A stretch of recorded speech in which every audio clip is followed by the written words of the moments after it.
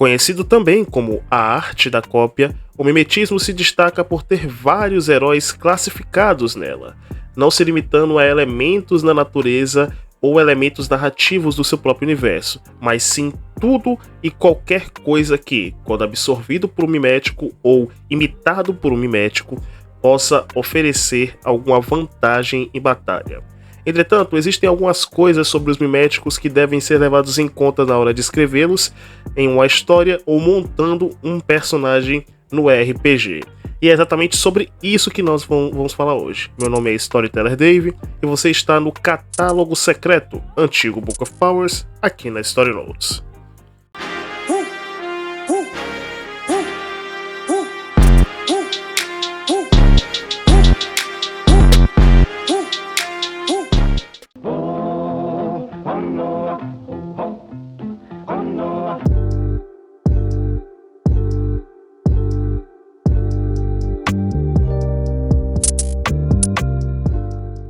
Pegando pelo termo mais básico possível, o mimetismo é a capacidade de adaptação de animais e plantas na natureza. Na natureza, existem vários animais que podem suportar vários tipos de terrenos e situações climáticas de diversas regiões de diversos países. Um exemplo são as várias espécies de serpentes que sobrevivem a ilhas de calor de cidades grandes e que se intocam em casas de interior, como a gente vê realmente em vários vídeos na internet. No caso da ficção, eles não se adaptam, e sim eles imitam diversos elementos que são aplicados ao seu corpo. Como eu disse anteriormente, eles não têm limite, então pode ser uma coisa muito besta, como por exemplo a Emma Frost, que possui o mimetismo natural, transformando seu corpo em um cristal, passando pela Scarlet de Mortal Kombat, que tem o mimetismo do sangue, e indo até os miméticos mais raros, como o Gogo, de Final Fantasy VI, que é um mimético total, ou seja, ele tem o mimetismo de todos os elementos de tudo no universo. E pelo que eu me lembro, o Gogo ele levava alguns materiais ao redor dele, então ele, além de ter o poder de mimetismo total, ou seja, o mimetismo de todos os elementos da natureza, que é possível sim, é chamado de mimetismo total ou absoluto, ele também levava alguns elementos na roupa dele para ajudar em batalha. Então, realmente tem esses miméticos mais raros e tem aqueles mais básicos, como a própria Emma Frost. Essa é uma categoria de poderes que não tem níveis. Assim, não literalmente não tem níveis, pois os níveis de um mimético, eles dependem única e exclusivamente do roteirista da obra. Por mais que, se vocês forem pesquisar aí qualquer tipo de mimético, qualquer nível de miméticos, você pode até encontrar alguns níveis, mas esses níveis, eles são individuais, eles não obedecem uma ordem geral. Então, realmente, eles não existem níveis, ou seja, não existe evolução para o mimético. Mas eu acho que eu vou utilizar um exemplo mais prático, utilizando um dos miméticos mais famosos dos animes dos últimos tempos, que no caso é o Monkey D. Luffy. O Luffy, ele é um mimético da borracha, ou seja, ele não controla o elemento, mas ele é o próprio elemento. Tem casos que são assim mesmo. E com isso, ele tem os Gears, que hoje nós sabemos que tem de 1 a 5 e no último ele vira o Deus do Sol.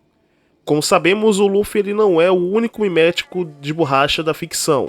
Como exemplo rápido aqui, nós temos o Homem Elástico de Super Choque, e temos a Spinella, de Steven Universo. Por via de regra, e também por eles serem miméticos, não eram para eles terem os 5 estágios de poder, assim como o Luffy? Assim, se fosse via de regra todo mimético de poder ter 5 estágios de poder, não era para o Homem Borracha, o Homem Elástico no caso, de Super Choque, e a Spinella ter 5 estágios de poder e no último eles terem realmente um nível absurdo de poder ao ponto de distorcer o universo ao redor deles, assim como o Luffy faz? Era pra ter sim, se fosse uma via de regra, mas eles não têm. Então realmente é algo individual do próprio Luffy na obra. Então, de fato, os miméticos eles não evoluem. Já é um exemplo muito prático de que os miméticos eles não evoluem. Então, de fato, realmente não existe a parte de evolução por parte do próprio mimético em si, certo?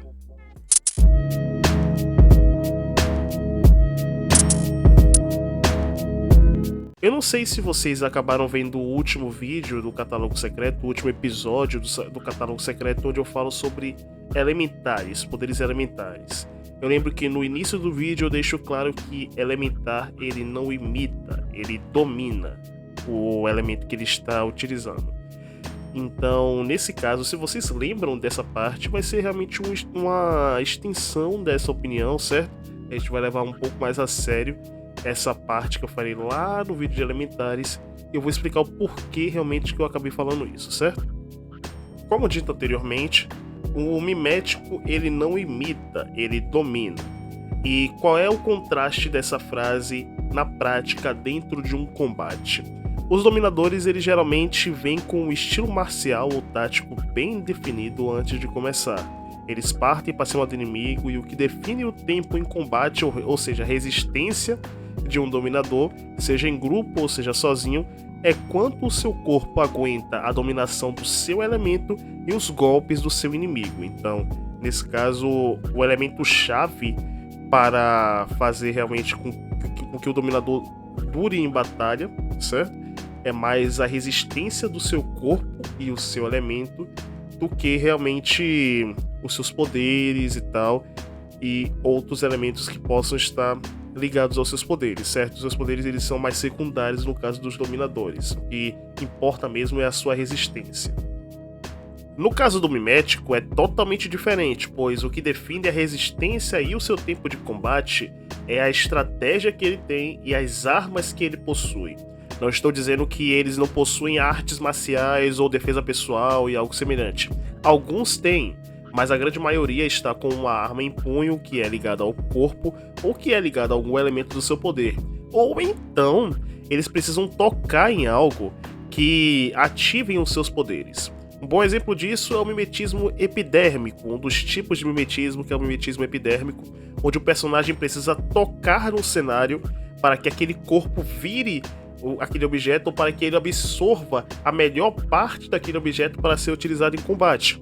O melhor exemplo disso é o Kevin Levin e o Homem Absorvente. O Kevin Levin, que é do Ben 10, e o Homem Absorvente, que é realmente o inimigo do Hulk e também dos Vingadores na Marvel.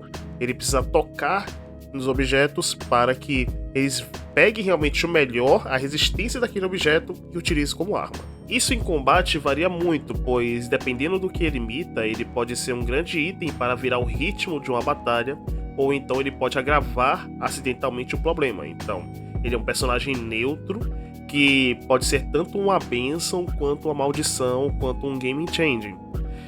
Isso valeu também para as ações tanto em grupo quanto batalhas individuais. Por isso mesmo, já adiantando a parte final do vídeo, estarei dando 3 tickets e meio de nota, afinal ele é um herói bem arriscado em combate, mas que, planejando certinho, ele pode ser realmente bem útil em batalha. Não escolheria um mimético, mas realmente eu entendo que ele pode ser útil em algumas outras situações de batalha, principalmente aquelas urbanas.